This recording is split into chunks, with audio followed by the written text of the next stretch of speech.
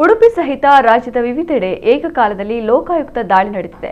ಆದಾಯ ಮೀರಿ ಆಸ್ತಿ ಹೊಂದಿರುವ ಆರೋಪದ ಹಿನ್ನೆಲೆಯಲ್ಲಿ ಲೋಕಾಯುಕ್ತ ಪೊಲೀಸರು ಅಬಕಾರಿ ಇಲಾಖೆಯ ಉಡುಪಿ ಜಿಲ್ಲಾ ಅಧಿಕಾರಿ ಶ್ರೀನಿವಾಸ್ ಟಿಎಂ ಅವರ ಮನೆ ಹಾಗೂ ಸಂಬಂಧಿತ ಸ್ಥಳಗಳ ಮೇಲೆ ದಾಳಿ ನಡೆಸಿ 8.69 ಕೋಟಿ ರೂಪಾಯಿ ಮೌಲ್ಯದ ಅಕ್ರಮ ಆಸ್ತಿಯನ್ನ ಪತ್ತೆ ಹಚ್ಚಿದ್ದಾರೆ.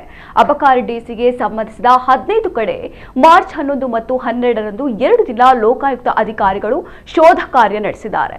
11 ನಿವೇಶನಗಳು, 6 ವಾಸದ ಮನೆಗಳು, 31 ಎಕರೆ ಕೃಷಿ ಜಮೀನು ಸೇರಿದಂತೆ 6,90,64,716 ರೂಪಾಯಿ ಮೌಲ್ಯದ ಸ್ಥಿರ ಆಸ್ತಿ ಪತ್ತೆಯಾಗಿದೆ. 3,95,941 ರೂಪಾಯಿ ನಗದು ಮತ್ತು 1,47,50,506 ರೂಪಾಯಿ ಬೆಲೆ ಬಾಳುವ ಚಿನ್ನಾಭರಣಗಳು ಪತ್ತೆಯಾಗಿವೆ.